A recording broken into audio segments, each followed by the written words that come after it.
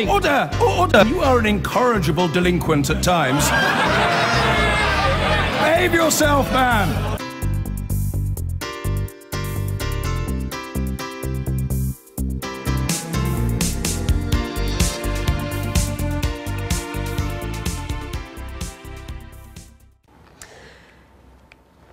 A new study appears to suggest the idea that you can be both fat and medically fit is a myth. Researchers from the University of Birmingham say obese people who had no initial signs of heart disease, diabetes or high cholesterol were not protected from ill health later in life. Well, we can talk now to the man behind the study, joining us live from Portugal, Rishi Chetty. He's joining us from the European Congress on Obesity.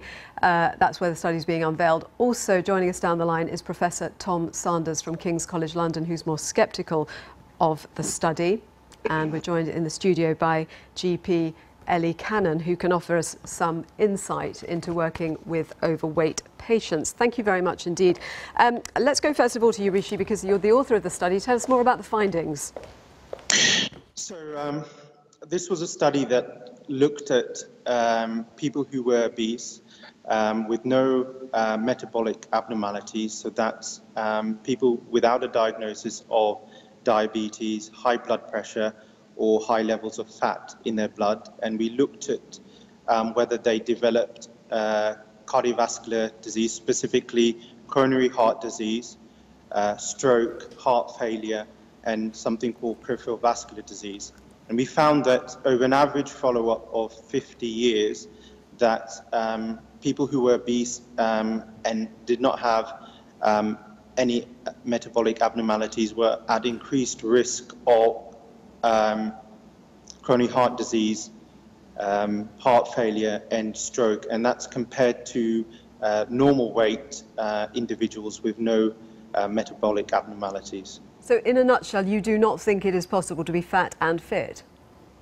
I don't use the term fit. In terms of cardiovascular health, the study does suggest that it is not, according to the findings, it's, there's a significant proportion of people which are termed metabolically healthy obese that do go on to actually develop some form of cardiovascular disease. Professor Tom Sanders, what do you think about this? Well, I think the bottom line is to maintain a healthy weight, what you are in early adult life, throughout life. And I think people tend to put on weight through life. And so if you measure them a long time ago and then look at follow-up, what you're not taking into account is that people who are fat when they're young are going to be even fatter when they're older. And we know that fatness itself is associated with raised blood pressure, raised blood fat, and diabetes. But the diabetes normally doesn't manifest itself until people are in their 50s. So measuring it out, so it doesn't really tell you that. So the key thing is, I think, is to keep your weight down, and don't think there's actually a magic cut-off point of whether you can define someone as having diabetes or hypertension. We talk about people having pre-hypertension, pre-diabetes. They're on the way, on that road to getting those disorders, and they all increase the risk. So it's important not to be complacent about being weight. Get your weight down, and even if you just use a little bit of weight, that helps, and take regular exercise. And Ellie, you're a GP. From what you see with patients, is it possible, do you think, for people to be overweight and fit? Absolutely. I mean, these are very sort of old-fashioned measurements looking at BMI as opposed to waist circumference, which we know is far more important in terms of long-term health. I think also we have to look holistically at people's health like we do in practice. I mean, you talk a lot on this show about people's mental health, and people actually being fit is not just governed by cardiovascular health and whether you get diabetes, whether you get coronary artery disease.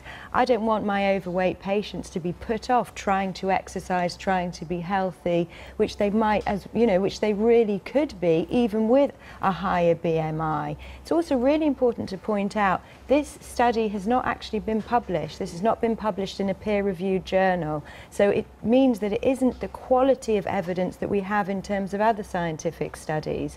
So yes, we know being fat is a risk factor in terms of disease, along with smoking and other things.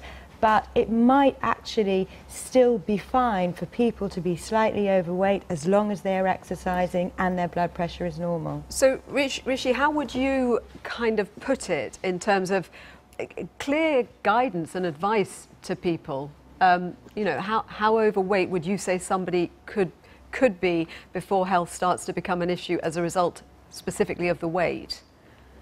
I think that I agree with some of the comments made by the panel. BMI is the risk of developing cardiovascular disease, dependent on your weight, is along a continuum that I agree with. However, in clinical practice, we do tend to use cutoffs, and the cutoffs we use are from the WHO. And so I would be referring to the WHO cutoffs if I was practicing in a hospital or in a GP practice in order to give advice. So I mean, tell us what they are then. What is the clear advice? For example, the cutoff for obesity is 30. The BMI for being obese is 30 kilograms per meter squared, and that's according to the WHO, and that's used across the world. It's used in clinical practice as well as in research studies as well. So up to that point, you're okay. It's not, your weight isn't going to impact on your health. Not necessarily, but these are the cutoffs defined by the WHO. So there is a risk of developing, for example, cardiovascular disease at lower BMIs than at the obesity cutoff. So that's a possibility as well. That would make all of our rugby players all classified as obese. So that would mean the entire sort of all the rugby teams in this country would be obese and unhealthy, yet they're quite obviously very fit from a cardiovascular point of view. That's why doctors don't use BMI anymore. It's a very old-fashioned way of measuring.